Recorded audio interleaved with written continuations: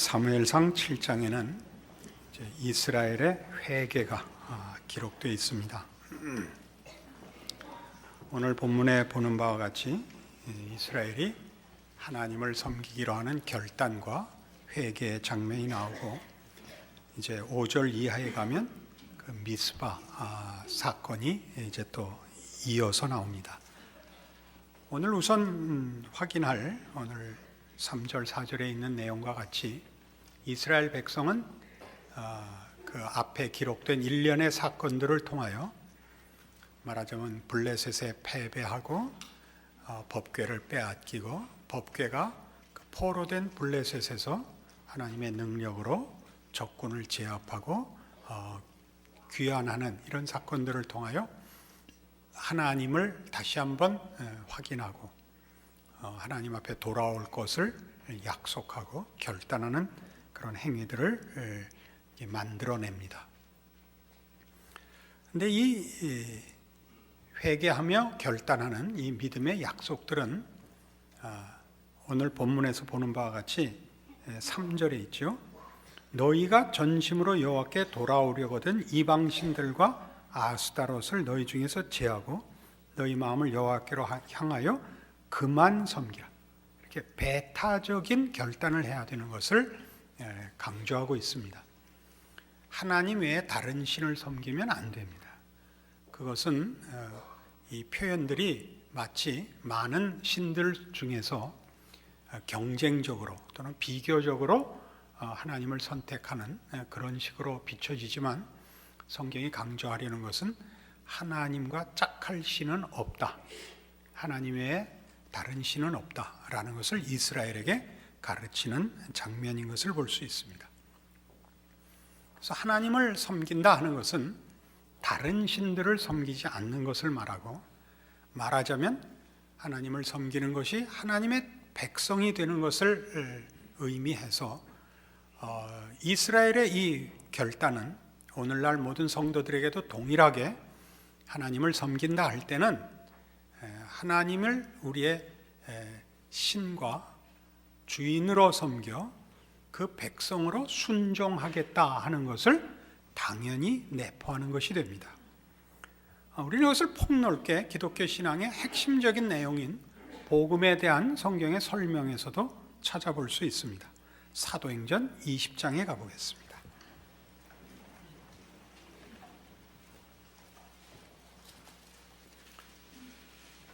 신약성경 224페이지 사도행전 20장 17절입니다. 바울이 밀레도에서 사람을 에베소로 보내어 교회 장로들을 청하니 오매 저희에게 말하되, 아시아에 들어온 첫날부터 지금까지 내가 항상 너희 가운데서 어떻게 행한 것을 너희도 아는 바니, 곧 모든 겸손과 눈물이며 유대인의 간계를 인하여 당한 시험을 참고 주를 섬긴 것과 유익한 것은 무엇이든지 공중 앞에서나 각 집에서나 꺼림이 없이 너희에게 전하여 가르치고, 유대인과 헬라인들에게 하나님께 대한 회개와 우리 주 예수 그리스도께 대한 믿음을 증거한 것이라 라고 자신의 그 사역과 복음의 내용을 진술하고 있습니다. 21절에서 보는 바와 같이 복음에 대한 그의 설명은 하나님께 대한 회개이며, 동일한 내용을 다른 면으로 얘기해서 평행법적으로 그리스도께 대한 믿음이라 이렇게 설명합니다. 둘은 같은 본질을 그 강조점을 달리해서 설명한 것입니다. 하나님께 대한 회개라는 것은 윤리적 도덕적 차원에서의 회개가 아니고 하나님과 우리와의 관계의 정상화를 말하는 것입니다. 하나님만이 온 인류의 온 영혼의 모든 영혼의 주인이십니다. 우리가 하나님을 외면하거나 거부하거나 무시하는 것이 죄입니다. 그러니까 회개란 이 하나님을 인정하고 그 하나님께서 지은 피조물과 그 사랑을 받는 자녀로서의 자리로 돌아오는 것을 회개라고 합니다. 그것이 예수 안에서 이루어졌기 때문에 그것을 다른 구원이라는 측면에서 강조하자면 예수를 믿는 믿음이라고 설명되는 것입니다. 다시 본문으로 와서 이 문제를 결합해 보면 다른 신을 섬겨서는 안 되고 하나님만 섬겨야 되는 이유는 우리의 신앙 고백이, 말하자면 우리의 회개와 결단이 하나님을 주인으로 모셔 그의 명령을 따라 살 것을 약속하는 것입니다. 우리가 하나님을 결단한다는 것은 많은 신 중에 하나님을 선택하는 그런 싸움이 아니고 하나님이 우리의 주인이 되게 하신다는, 순종하겠다는 결단인 것을 말하는 것입니다. 이 문제는 이스라엘 역사 내내 저들의 신앙에 있어서 언제나 그 실패의 본질적인 문제가 됩니다. 하나님을 섬기는 적을 중단하는 적은 없으나 이스라엘은 끊임없이 다른 우상들을 섬깁니다. 그것은 눈에 보이는 문제를 쉽게 해결하려는 세상적인 시험 앞에 또는 유혹 앞에 그들이 타협한 탓입니다. 그리고 이 문제로 인하여 이스라엘 역사는 내내 그 선지자들이 등장해서 저들의 우상 숭배와 하나님의 백성으로서 정당한 길에 서 있지 못한 것을 꾸중을 듣게 되고 정죄받고 그리고 심판까지 받곤 합니다. 그리고 그런 문제는 사실 어느 시대에나 기독교 신앙인들에게 늘 문제가 되는 가장 보편적이고 근본적인 신앙의 문제가 되곤 합니다. 오늘날에도 이 신약 시대를 사는 우리 성도들이 이 구약 성도들보다 뭐 나을 게 없습니다. 사실 생각해 보면 우리의 신앙생활은 하나님을 믿는 것도 아니고 안 믿는 것도 아닌 그런 어정쩡한 신앙생활을 하기 일쑤입니다.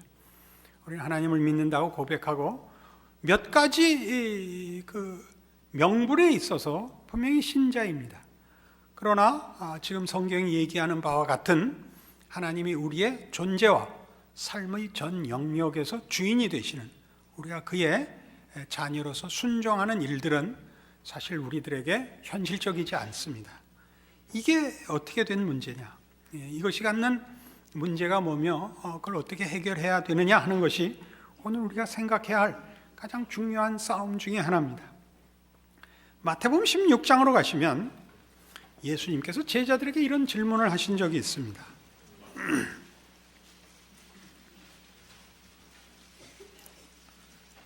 마태복음 16장 13절입니다. 예수께서 가이사랴 빌립보 지방에 이르러 제자들에게 물어 가라사대 사람들이 인자를 누구라 하느냐? 가로되 더러는 세례요한, 더러는 엘리야, 어떤 이는 예레미야나 선지자 중에 하나라 하나이다. 가라사대 너희는 나를 누구라 하느냐? 시몬 베드로가 대답하여 가로되 주는 그리스도시요 살아계신 하나님의 아들이시니이다. 예수께서 대답하여 가라사대 바요나 시몬아 네가 복이 있도다. 이를 네게 알게 하니는 혈육이 아니요 하늘에 계신 내 아버지시니라. 또 내가 네게 이르노니 너는 베드로라. 내가 이 반석 위에 내 교회를 세우리니 음부의 권세가 이기지 못하리라. 이런 복된 약속과 칭찬과 그리고 교회를 약속하십니다. 이 약속 뒤에 나오는 대로 천국 열쇠를 가지고 있는 교회가 무엇 위에, 무슨 근거 위에 서 있느냐 하면 예수 그리스도가 누구시냐 하는 그 정체성 위에 서 있습니다. 예수님은 구원자시며 하나님이십니다. 그 사실이 말하자면 반석입니다. 그것만이 근거가 되고 그것만이 조건이 되고 이유가 되어 교회라는 이 복된 공동체가 허락되는 것입니다. 그런데 이 문제를 누가복음 6장에 가면 이렇게 풀어나가십니다. 누가복음 6장 46절 너희는 나를 불러 주여 주여 하면서도 어찌하여 나의 말하는 것을 행치 아니하느냐? 내게 나와 내 말을 듣고 행하는 자마다 누구와 같은 것을 너희에게 보이리라. 집을 짓되 깊이 파고 주철을 반석 위에 놓은 사람과 같으니 큰 물이 나서 탕류가 그 집에 부딪히되 잘 지은 연고로 능히 여동케 못하였거니와 듣고 행치 아니하는 자는 주처 없이 흙 위에 집 지은 사람과 같으니 탕류가 부딪히며 집이 곧 무너져 파괴됨이 심하니라. 너희는 나더러 주여 주여 하면서 왜 내 말하는 대로 살지 않느냐 이겁니다. 그리고 여러분 잘 아시는 반석 위에 지은 집과 모래 위에 지은 집, 마태복음 7장엔 모래 위에 지은 집으로 되어 있습니다. 그리고 오늘은 흙 위에 지은 집으로 되어 있는데 이 두 집을 비교하면서 집을 짓되 깊이 파고 주처를 반석 위에 놓은 사람과 듣고 행치 아니하는 자는 주처 없이 흙 위에 집 지은 사람이라고 합니다. 얼른 비교를 하면 집을 짓는 싸움 같은데, 근본적으로는 반석 위에 지은 집이 무너지지 않는 이유는 반석 위에 지은 탓이고, 흙 위에 집을 지은 사람이 무너지는 이유는 기초가 흙인 때문이지 집을 잘못 졌다고 얘기하지 않습니다. 잘 졌다 못 졌다는 어디에다 졌느냐에 달린 것입니다. 그러니까 실천의 문제를 논하는 것이 아니라 어디에 세웠느냐인데, 예수님의 가르침은 이겁니다. 반석 위에 지었느냐 모래 위에 지었느냐라는 문제가 반석 위에 지어야 됩니다. 예수 그리스도를 반석이라고, 예수 그리스도를 우리의 신앙의 근거라고, 주인이라고 고백해놓고서 아무 집도 안 짓는 사람은 없다는 겁니다. 집은 다 짓습니다. 어떻게 짓죠? 우리는 결정을 하지 못하고 고민하고 의심하는 순간에도 어쨌든 집은 짓고 있는 사람입니다. 우린 살아야 합니다. 어디로 갈지 정해지지 않아서 그 자리에서 맴도는 한이 있어도 우리는 우리의 삶을 연장하고 있어야 되지, 결정이 될 때까지는 미라가 됐다가 결정을 한 다음에 다시 숨이 돌아와서 살겠다라는 그 생존의 중지를 할 수가 없습니다. 우리가 고민을 할 때도 무언가를 가지고 살아야 됩니다. 어떤 기준과 어떤 질서와 최소한의 어떤 삶을 사는데, 그때는 그저 여태껏 살아온 대로 사는 수밖에 없습니다. 안 그렇습니까? 예수를 믿는 사람은 예수를 믿는다는 고백 그 자체에 포함된 대로 예수 그리스도가 우리의 주인이 된 삶을 살아야 합니다. 그가 예수 그리스도를 고백해 놓고도 예수 그리스도 위에 집을 짓지 않고 살고 있다면 그의 고백은 헛된 것이다, 그런 얘기입니다. 여기에 신자들의 고민이 있는 것입니다. 우리는 신앙을 고백하고 왜 반석에 집을 짓지 못할까? 왜 우리는 흙 위에 집을 지을까? 여기 흙 위에 집을 짓고 혹은 모래 위에 집을 짓는다는 것은 분명히 예수님의 말씀과 상관없는 세상적이고 죄악된 내용들과 근거들을 가르치고 있습니다. 그러면 우리의 인생 속에서 우리는 분명히 신자이면서도 아직까지도 신자가 아닌 삶을 살고 있단 말인가? 이 부분이 어렵습니다. 우리는 당연히 예수 그리스도를 주로 고백한 대로 그 반석 위에 살아야 합니다.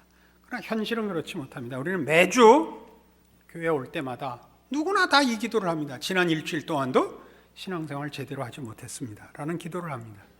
그리고 이런 그 자책감 때문에 대부분의 성도들은, 정상적인 성도들이 자기 자신에 대한 자신감이 결여되고 신앙적으로 죄책감에 쩔어서 살게 됩니다. 이 문제를 분명히 합시다. 신앙생활을 제대로 하는 사람이 있느냐? 좀 애매합니다. 간혹 있습니다. 정말 진실되게 신앙생활을 하는 사람이 있는데, 진실된 신앙생활을 한다 하는 사람들은 대부분의 경우는 젊은이들입니다. 그때는 신앙생활이 가능합니다. 온전한 신앙생활이 가능한데 왜 가능하냐 하면 신앙생활의 영역이 매우 좁습니다. 그때는 신앙생활이 온전해 보입니다. 그때 신앙생활의 영역은 주의를 지킨다, 헌금 띄어먹지 않는다, 그리고 하루에 정해놓은 성경을 읽고 기도를 한다, 그 기회가 있는 대로 전도를 한다, 이런 영역밖에 없습니다. 이것은 지킬 수 있습니다. 그때는 신앙생활이 가능해 보이고 아무런 갈등도 자책감도 없습니다. 그러나 신앙생활이라는 것은 이런 몇 가지 신앙적 명분과 형태로서 다 완성되는 것이 아니라, 신앙생활이란 하나님께서 온 천하 만물을 지으셔서 섭리하시고 심판자 되시는 유일한 주인이시기 때문에 내가 경험하는 삶의 전 영역뿐만 아니라 내가 모르는 온 역사와 우주 안에서 하나님이 통치자 되시는 것을 구현해내야 됩니다. 그러니까 내 삶에서 나라는 한 존재와 내가 부닥치는 모든 삶의 정황에서 하나님의 통치가 실현되는 자로, 그 통치에 순종하는 자로 살아야 합니다. 늘 얘기하지만 직장을 다닌다. 그럼 신앙생활이라는 것이 직장에 나가면 맨 처음 성경을 보고 기도를 한다. 그리고 믿는 사람들끼리 모여서 신회를 조직한다. 이런 것이 신앙생활이 아니고, 그 회사의 직원으로서 그 일과 상전을 주 안에서 하나님을 섬기듯이 신실하게 하는 것을 신앙생활이라고 합니다. 그러니까 진정한 신앙생활은 살아보면 삶의 모든 정황에서 이루어내야 되는 문제이기 때문에 결국 우리로서는 불가능하다라는 것이 현실입니다. 정상적인 신앙인이면 이렇게 됩니다. 그걸 다 한꺼번에 할 수가 없습니다. 어느 명분 있는 모임에서는 할 수가 있는데 삶의 모든 문제를 할 수는 없습니다. 언젠가 제가 그런 예를 들었는데요. 어떤 젊은 집사님이 제게 심각하게 상담을 해왔습니다. 같은 업종에 종사하는 같은 기업을 하시는, 같은 종류의 기업을 하시는 분들의 친목회가 어디나 있는데, 테니스를 하거나 축구를 하거나 골프를 치거나 하는 친목회들을 가집니다. 그 중에 아주 그 업계에서 소문이 난 아주 신앙 좋은 장로님이 한 분 계시대요. 같이 모이는. 뭐 평소에 그럴 수가 없는데 이상하게 테니스만 하면 인아웃을 우긴다 이겁니다. 목사님, 그럴 수가 있습니까? 제가 제가 신앙이 깊고 모든 걸 알잖아요. 그러니까 넉넉히 대답을 했죠. 속일 수 있지. 너무 놀란 거예요. 아니 목사님, 그게 말이 됩니까? 이 사람아, 생각을 해보게. 테니스는 이겨야겠고 실력이 모자라면 우기는 수밖에 무슨 재주가 있는가? 우리 교회 떠났어요. 뭐 농담을 하면 알아들으셔야지. 무슨. 어느 것에서는 이겼다고 해서 신앙이 어느 것을 다 극복했다고 해서 모든 걸 극복할 만큼 인간이 그렇게 짧은 시간 내에 훌륭해지지 않습니다. 그런 법이 없습니다. 뭐는 잘 되는데 뭐는 안 되는 게 있습니다. 저라고 왜 그런 게 없겠어요? 저는 아마 다 거의 된 것 같은데도 어느 때 그냥 으악 하고 놀래요. 도저히 못 참을 게 생겨서 아직 멀었구나를 확인합니다. 우리의 살아생전에는 영화가 이루어지지 않는다. 이것이 기독교 신앙입니다. 그래서 실제적으로 신앙의 진전이라는 건 어떻게 나타나느냐 하면, 얼마나 더 자기 자신의 부족함을 느껴서 신앙이라는 것이 내 의지와 성실에 관한 문제가 아니라 근본적으로 하나님 앞에 은혜를 구하고 하나님의 뜻에 나를 맡기는 순종과 은혜를 구하는 싸움인가를 알아가는 것이 신앙의 진전입니다.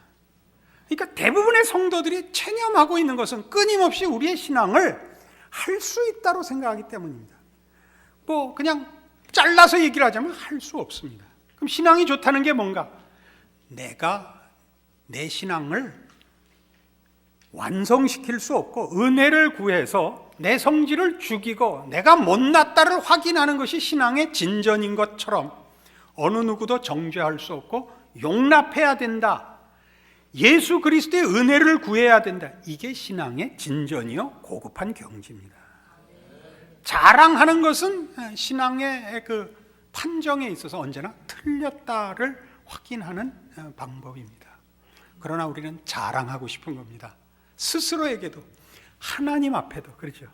하나님 앞에 더 이상 지난 한 주일도 병신같이 살았습니다. 이걸 반복하지 말고 어느 한 주일만은 떳떳하게 하나님 지난주는 괜찮았죠. 그러고 싶은데 그거 아니라는 겁니다. 왜? 우리가 할 수 있는 최고의 경지를 요구하지 않습니다. 하나님은 그것보다 더 요구하십니다. 신적 경지를 요구하기 때문에 우리는 할 수 없습니다. 그러니까 그 내용을 우리는 은혜로 구해야만 하는 겁니다. 언제나 하나님, 다른 사람이 볼 땐 저를 훌륭하다 그러지만 저는 아닌 걸 압니다. 이거죠. 왜 아니야 하면 하나님이 우리 보고 구구단 외워라 그렇게 얘기한 거 아닙니다. 매일 성경 한 장씩 봐라 이렇게 요구한 것이 아니라 끝없는 하나님이 그의 형상대로 지어 요구하는 하나님의 자녀라는 이름에 맞기를 요구하는 거라서 우리는 우리가 분발하고 우리가 노력하고 우리가 만들어낸 것으로는 그 목표를, 그 내용을 채울 수 없다는 것을 신앙이 나아지면 나아질수록 그 간격을 느끼게 됩니다. 그러니까 사실은 대부분의 성도들이 그 체념하듯이 가지는 신앙은 사실은 오해라고 할 수 있습니다. 그리고 큰 시험일 수 있습니다. 여러분만 하면 상당히 괜찮은 겁니다. 우선 여러분이 괜찮다는 것은 저희 교회에 나온 것만 봐도 굉장한 수준이다 이렇게 얘기할 수 있습니다. 와서 아멘 좀 와서 뭘 확인했냐면 우리가 무슨 잘난 얘기하자는 거 아니고 우리가 얼마나 많이 은혜를 필요로 하는가. 은혜를 필요로 한다는 건 우리의 못남을 얘기하는 정도가 아니라 하나님의 우리를 향하신 목표와 만족의 그 내용이 얼마나 큰가를 확인한 것이거든요. 그니 사실 감사한 일이죠. 우리는 그런 일이라면 아무리 못나도 좋습니다. 안 그렇습니까? 뭐 어디 좋은데 구경을 가면 못 보던 거 보면 별거 아닌 데서 이미 놀라지 않습니까? 처음 이 남쪽으로 해외여행을 가보니까 바다 색깔이 우리랑 다른데 아니 누가 저기다 잉크를 쏟았어 너무 놀라죠. 그러면 거기 살던 사람 뭐라 그래? 저건 아무것도 아니야 그러죠. 그리고 정말 기가 막혀서 기절할 만한 데를 보여줍니다. 산호초가 있고 정말 그렇게 생겼을 수 없는 아름다운 모든 물고기들이 쫓아와서 빵부스러기를 받아먹는 그런 걸 보여줍니다. 구경하다 등이 홀딱 탔다는 거 아니에요? 그런 걸 가르쳐 주려면 티셔츠라도 하나 입고 들어가라 그래야지. 홀딱 벗고 들어가가지고 홀딱 타가지고 감동과 쓰라린 기억이 이렇게 함께 있죠. 기독교 신앙의 핵심은 이겁니다. 하나님이 우리에 대하여 우리의 최선을 요구하는 것이 아니라 하나님 것으로 채워주겠다고 하는 것입니다. 거기에 우리의 항복이 필요한 겁니다. 항복이야말로 우리의 말하자면 순종이야말로 하나님의 것을 채우기 위한 신앙 고백이며 기본 조건이며 그리고 하나님에 대한 정당한 예배입니다. 그리고 그것이야말로 신앙입니다. 우리는 다른 데서 우리의 신앙에 채점을 하기 때문에 우리 모두는 사실은 문제 아닌 데서 고민하고 있을 수도 있습니다. 이 문제를 여호수아 24장에 가면 그러니까 여호수아도 그의 백성들에게 이런 결단을 요구했는데 그 결단의 내용이 동일한 그 초점을 갖고 있는 걸 보게 됩니다. 구약성경 357페이지 여호수아 24장 14절입니다. 그러므로 이제는 여호와를 경외하며 성실과 진정으로 그를 섬길 것이라. 너희의 열조가 강저편과 애굽에서 섬기던 신들을 제하여 버리고 여호와만 섬기라. 만일 여호와를 섬기는 것이 너희에게 좋지 않게 보이거든 너희 열조가 강저편에서 섬기던 신이든지 혹 너희의 거하는 땅 아모리 사람의 신이든지 너희 섬길 자를 오늘날 택하라. 오직 나와 내 집은 여호와를 섬기겠노라. 백성이 대답하여 가로되 여호와를 버리고 다른 신들 섬기는 일을 우리가 결단코 하지 아니하오리니 이는 우리 하나님 여호와 그가 우리와 우리 열조를 인도하여 애굽 땅 종되었던 집에서 나오게 하시고 우리 목전에서 그 큰 이적들을 행하시고 우리가 행한 모든 길에서 우리의 지난 모든 백성 중에서 우리를 보호하셨음이며 여호와께서 또 모든 백성 곧 이 땅에 거하던 아모리 사람을 우리 앞에서 쫓아내셨습니다. 그러므로 우리도 여호와를 섬기리니 그는 우리 하나님이심이니이다.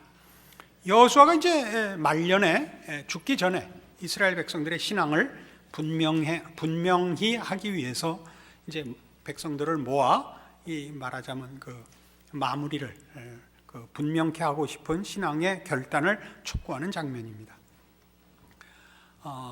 하나님을 섬기겠느냐, 우상을 섬기겠느냐, 동시에 양다리를 걸칠 수는 없다.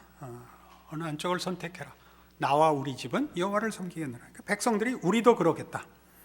우리가 섬기는 하나님은 이렇게 저렇게 우리에게 복을 주시고 우리를 구원하시고 우리 편이신 전능하신 하나님이라.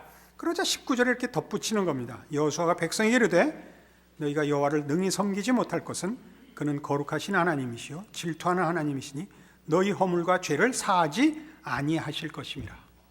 질투하는 하나님이라. 이게 무슨 얘기냐 하면 하나님은 그의 백성이 되다 만 정도를 참지 못하는 하나님이다 이겁니다. 우상을 섬겨서 이 세상이 만들어주고 우리가 만들 수 있는 정도로 그렇게 되고 많은 꼴은 못 본다는 겁니다. 하나님이. 여러분 부모가 자식 기를 때 그러죠. 난 그 꼴은 못 본다. 난 공부 안 하고 노는 꼴은 못 본다.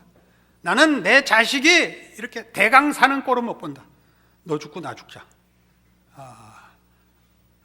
부모가 자식에 대해서 그 마음이 있는 겁니다.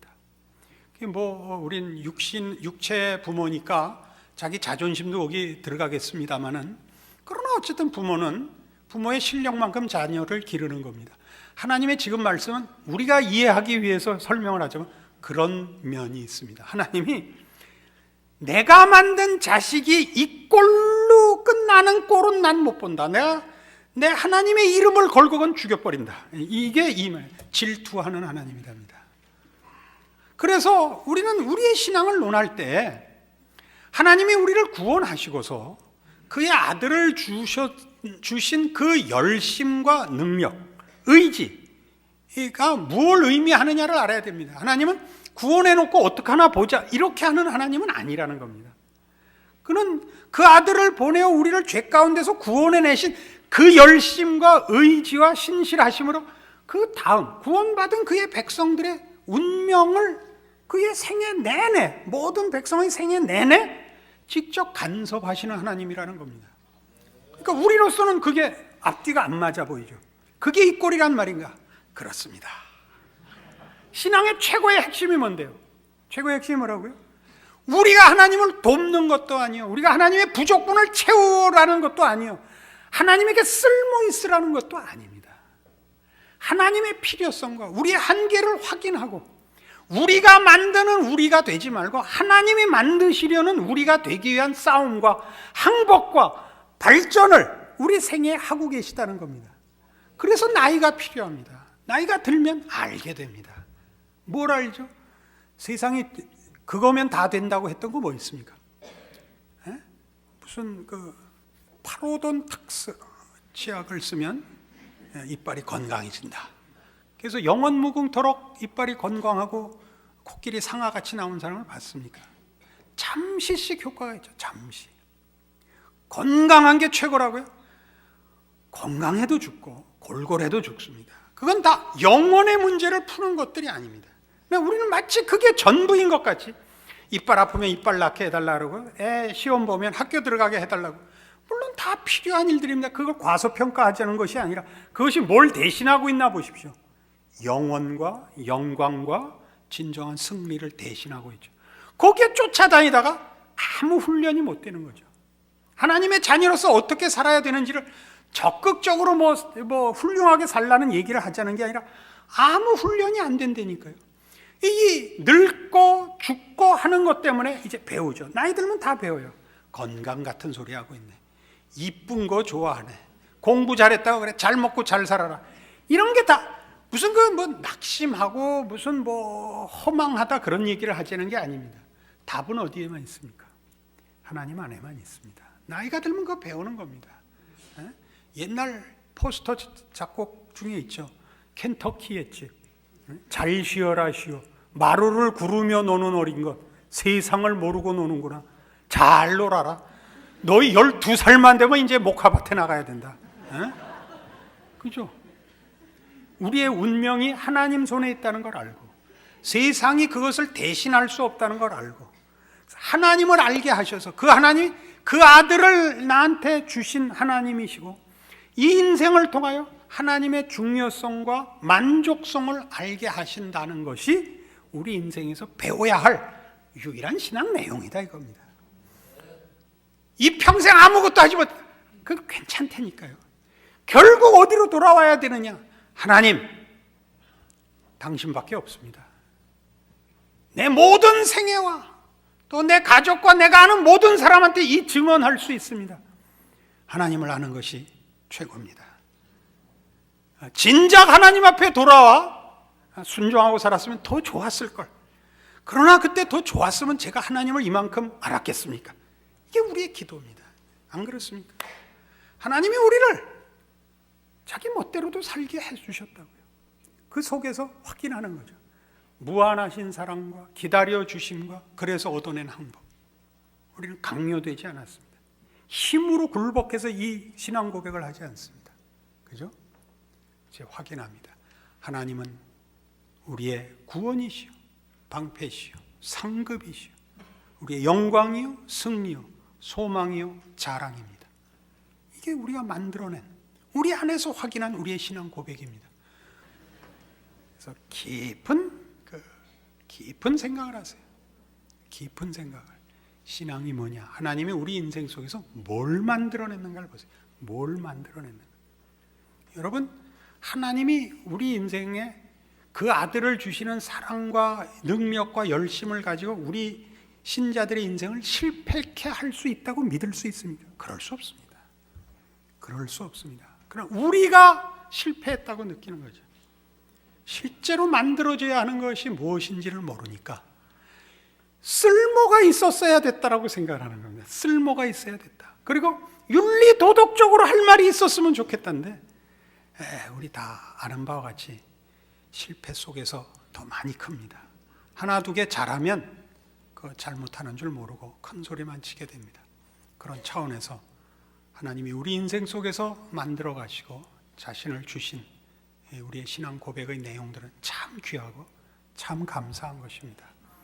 여러분들의 삶과 신자된 존재를 말씀 안에서 확보하시는 오늘의 증거이기를 바랍니다.